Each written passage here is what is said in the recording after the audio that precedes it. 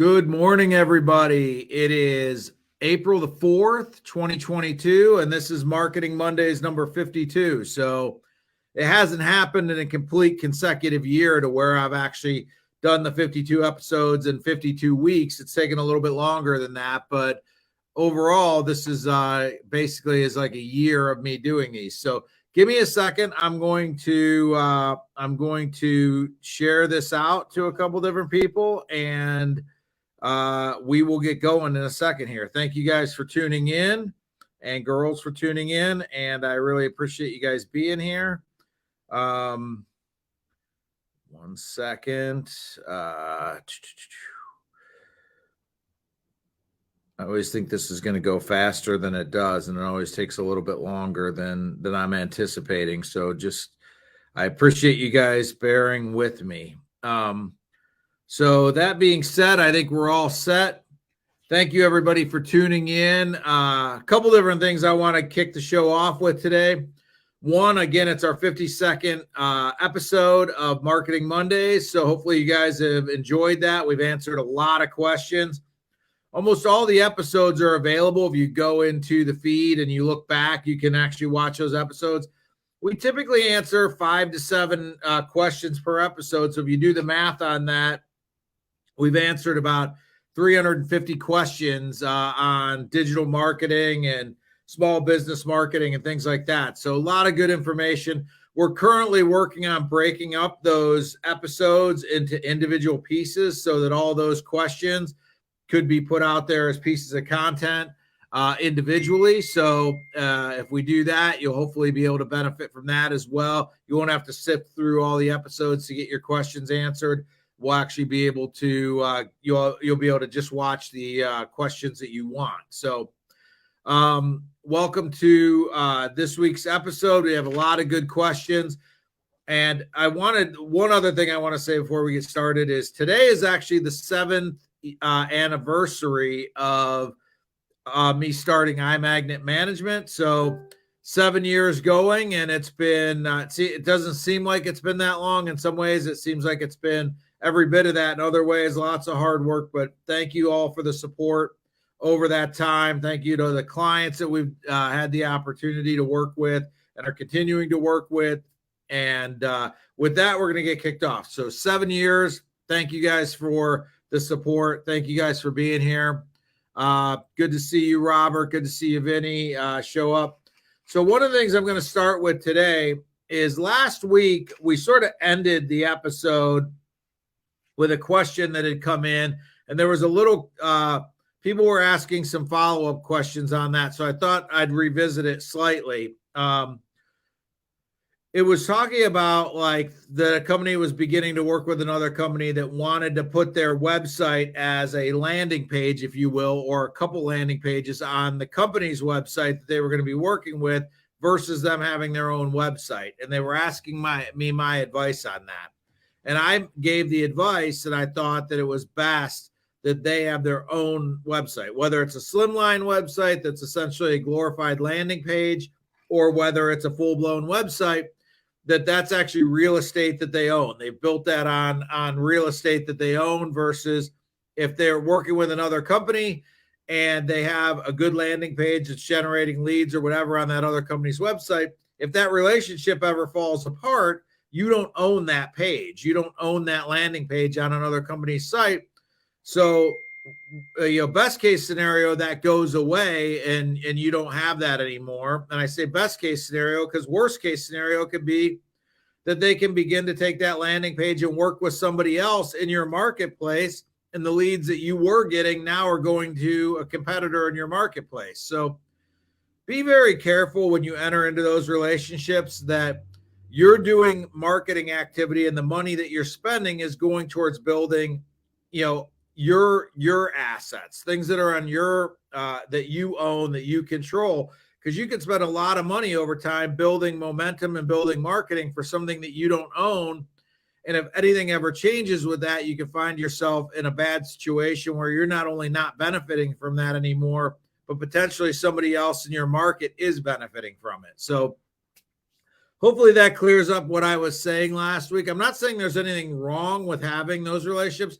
I'm saying don't have that be your only thing. Like don't shut down your website because you're having that landing page. You want to build both of them. If you can benefit from both of them, great. But don't shut down one at the expense. Shut down the thing that you own to jump on something that you don't own. That's kind of the point I was trying to get across. So, with that being said, the next question that came in was. And again, as you guys know that tune in regularly, if you have a question, go ahead and put it in the comments. I can see a running feed of all the comments that come in.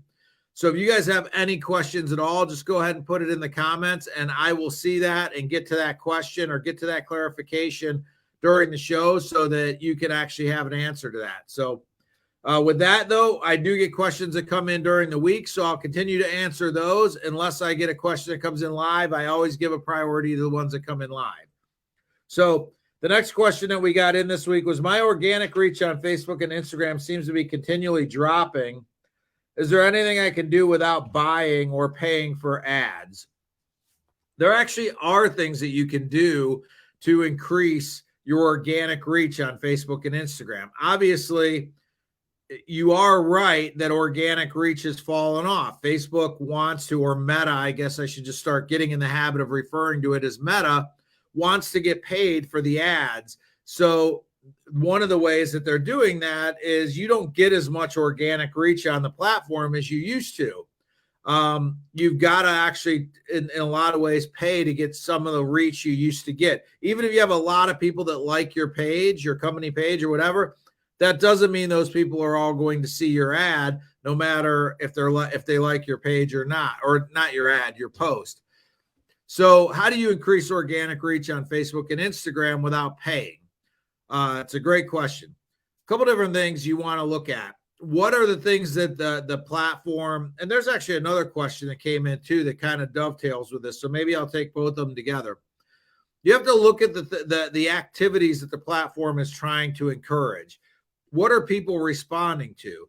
Videos right now, short videos are doing really well on several of the platforms, whether that's in stories, whether that's in reels. That activity tends to get a lot of traction. So if you want to get organic reach and you're continuing to post, the same thing you've been doing for a couple of years, but you're not getting the reach, you may want to consider changing up the type of posts you're doing.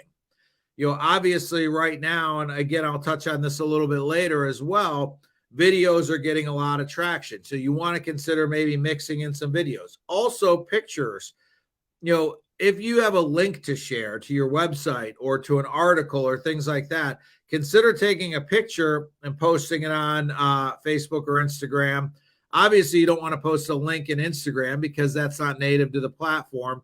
But let's just talk about Facebook for a second. You're better off to post a picture and then include the link in the actual copy than to just take the link and put it into Facebook, because Facebook wants to keep people on the platform. So when you have a post that is 100% a link, that's basically, if somebody clicks on that, it's immediately taking them outside of Facebook.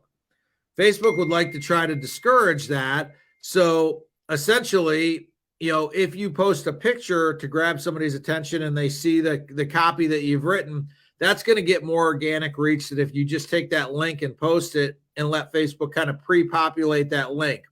I'm sure you've all seen that. If you put a link in your Facebook post without putting a picture, Facebook will take that link and it'll generate like an automatic click-through link for that URL that you put in there. That's fine. It looks great. And you're like, oh, this is awesome that it did that. But when you do that, you don't tend to get as much organic reach with a post like that as you would if you took a picture that's relevant to the article, put the picture there, and then included the link in the copy. So that's one little hack that you could try. Again, that's something we've been doing with a lot of our clients too. Instead of posting the link, we've been doing that. The other thing, like I said, video content, short video content, stories, things like that is doing better. The worst performing thing that you could do on Facebook, specifically, is just a text or a copy post. Those don't tend to get a lot of activity and they tend to get scrolled by, even if they do make it into somebody's feed. You want to create with the copy something that's going to grab somebody's attention in the first sentence. A lot of people will skim their feed and read the first sentence. So get to the point right away, and you have a better chance that somebody's going to respond to your post. The reason that's important is the more people that respond to your post with a like or a comment or something of that nature, the more people Facebook will show it to. So you want your posts to perform well, because if they do, more people will see them.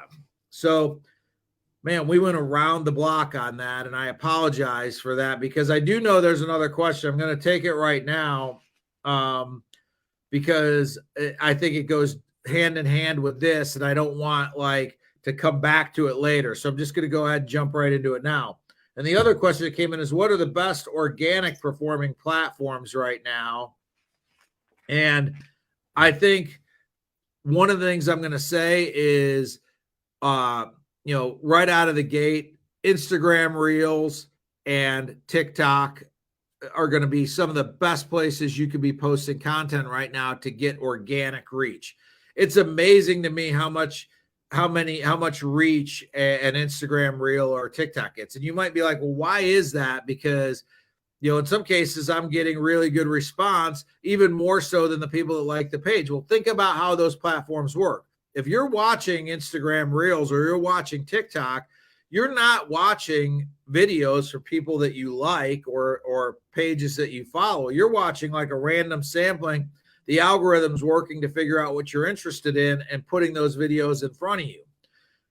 So your content has the ability on those two platforms to get in front of a lot of people that don't even know who you are, don't even know who your company is, don't follow your page, but maybe like things that are like parallel to your company or your product or your service that you offer. So the reason those get so much reach is they're being put in front of people that typically would never see your content unless you were paying for it. And the nature of this question is, how can, what are the best performing organic, which means non-paid places that you can put content? So right out of the gate, I'm going to say Instagram Reels and TikTok are going to be your number one places that you can put content if you really want to get organic reach, and you don't, and paying for ads is not part of the equation you want to work with. The other place is if you are not posting content to LinkedIn, consider starting to post content to LinkedIn. Make sure you have a built out company page on LinkedIn and post content there. I don't have time to get into it in today's episode, but there's a new thing on LinkedIn called newsletters. And if you're posting content like article type content, you can actually post it to LinkedIn in the form of an article, and you can send that out via a newsletter on LinkedIn. And LinkedIn does a lot of things to get that content in front of people. And again, that's not paid. So if you're not doing things on LinkedIn, that's another area that I would consider putting content out, and you don't have to pay for it. You just have to put the content out. Speak in the native language. You might not put the same video on LinkedIn that you put on TikTok. Obviously, if one of them is a little bit more formal than the other, obviously with LinkedIn, you want to be a little bit more professional than you might be in some of the other platforms. Doesn't mean you have to be rigid or stiff or anything like that, but you probably want the content to be a little bit more on the professional side on LinkedIn than you may on Instagram Reels or TikTok. Last but not least, this question, what are the best platforms to get organic reach? I'm going to bring it up. I've talked about it probably till I'm blue in the face, but Google My Business. Make sure you're posting to Google My Business. Make sure you're doing things on Google My Business that allow you to get more reach, whether that's collecting more reviews, whether that's posting, whether that's adding pictures, whatever it is. Make sure you're active on Google My Business. Make sure the information on your page is accurate. Make sure that you're consistently going in there. If people are leaving you reviews, make sure that you're going in there and leaving a comment back to the reviews. Like if somebody leaves you a nice review, take a couple minutes and go in and reply and say, thank you so much for the review in your business and things like that. Google gives benefit to companies that are being active on the platform. if people are leaving you reviews and you're not responding, it's kind of, not only is it a little bit rude when somebody's taking time to leave you a review to not leave them a response back, but it actually is hurting your reach with Google by not responding back to those. So take the time and be active on Google My Business. I don't know anybody that I can think of that has spent a little bit of time being more active on Google My Business that's regretted that decision. It's always paid off for the time that you're putting in. I see some people right now in the comments, Ronnie's saying 1,000%.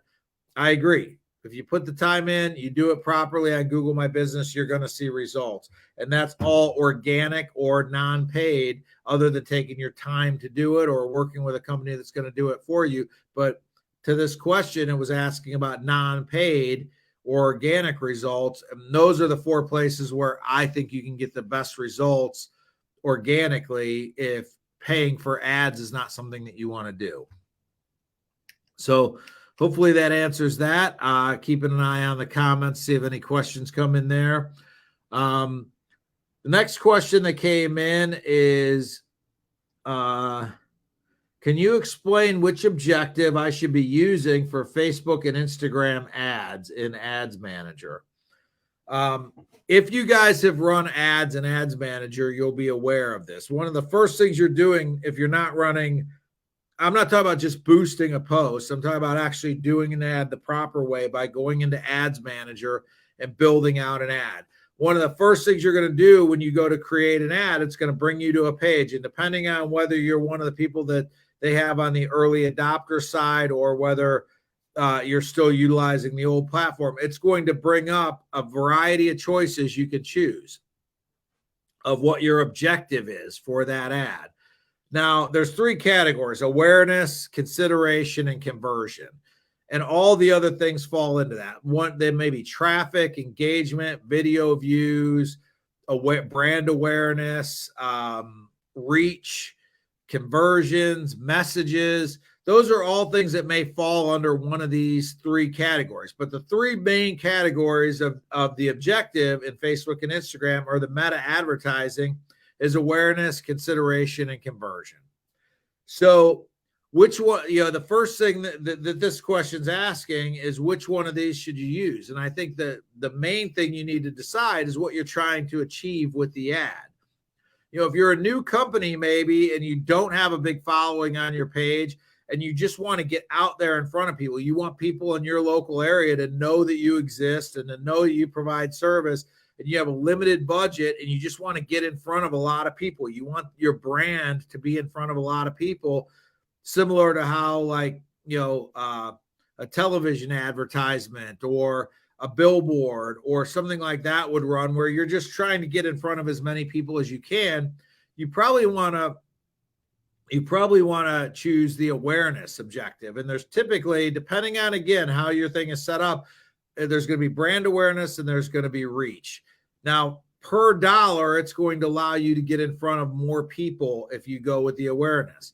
Now, those people, you can still target them in your audience. You can still target by demographics, age, geography, interests. You can still target them.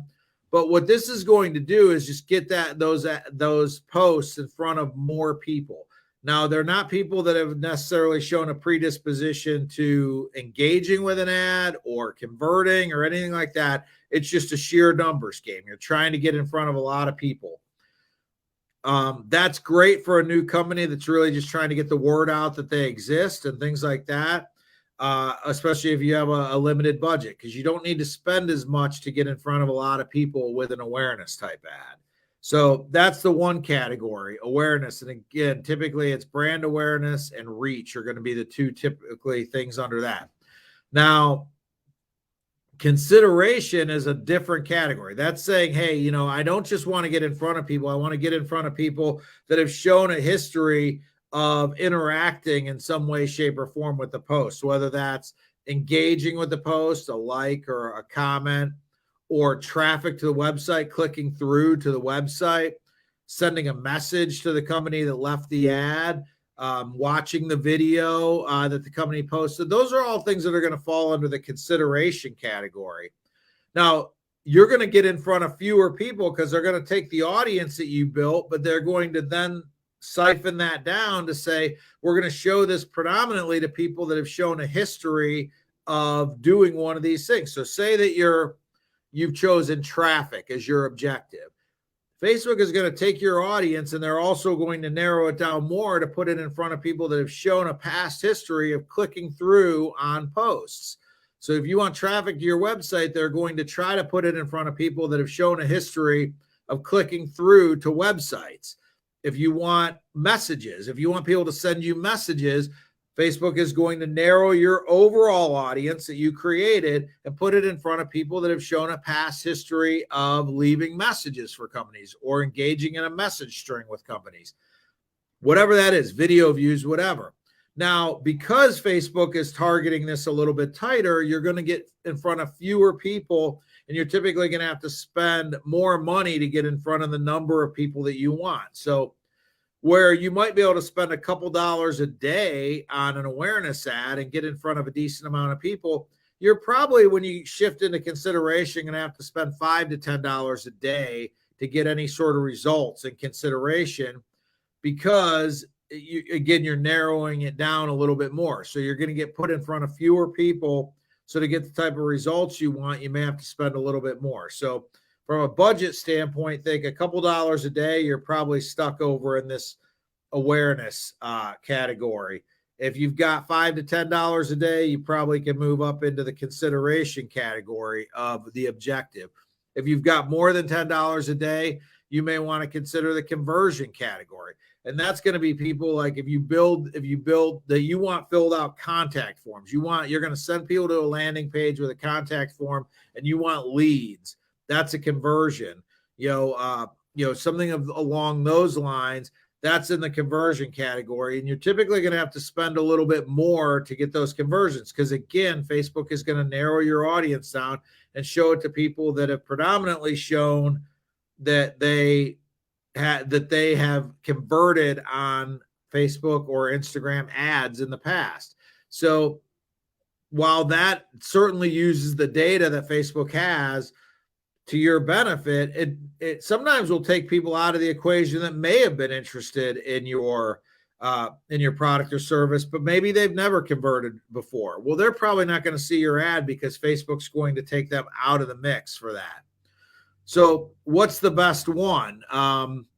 Essentially, depending on what your budget is and what your objective is, I like to work with our clients to sort of mix and match that up. I don't try to go too much where it's always an awareness or it's always, a consideration ad or a conversion ad. I try to mix it up. Sometimes you want to be in front of people. Certain times of the year, it's tax season. You want to make sure you're in front of as many people as possible so that they're aware of your product and service. That might be the time of the year where you really want to run an awareness ad because you just want the sheer numbers. You want to be in front of as many people as possible. There's other times where you're trying to achieve a very specific objective and you're willing to pay a little bit more money per conversion for that to happen. And you probably want to go over to the narrower side of the equation and choose a conversion objective and just put your content in front of the people that are the most likely to convert. So with regard to which objective you should choose on Meta or Facebook/Instagram, the first thing you got to ask yourself is what you're trying to achieve. The other thing I would say to you is don't get in the habit of just doing the same thing over and over and over again. Try to change up your ads a little bit so that you're not doing the same thing over and over. The other thing I would say is, there's another question that I'll get to next because I think it plays into this. Give your ads a little bit of time to work. In fact, I'll jump right into this next question right now. And I'm going to come back to your question, Ronnie. I see it, but because this next question kind of goes right into what we're talking about, I want to get to this right now. It says, what is the learning phase on Meta ads and why is it important? So the learning phase on an ad typically means you want to get 50 interactions of what you're trying to do, whether that's click-throughs to your website, whether that's conversion, whatever. The first 50 of those, Facebook or Meta, I keep saying Facebook, sorry, Meta is learning what is working. It's learning who's converting, and it's getting smarter. With every conversion, click through, with every video view, whatever it is, Meta is actually using that data to get smarter, and it gets better and better and better. So as you go through those first 50 interactions, it's learning more and more, and hopefully getting better as it's doing that. So the reason that's important is you don't want to cut your ads too short. Like, let's say you have a very tight budget, you want to run your ads for 3 days, and it doesn't even give them a chance to get over 50 click-throughs or something like that. The problem with that is you really haven't given your ad a chance to work at the optimal level because you never got out of the learning phase.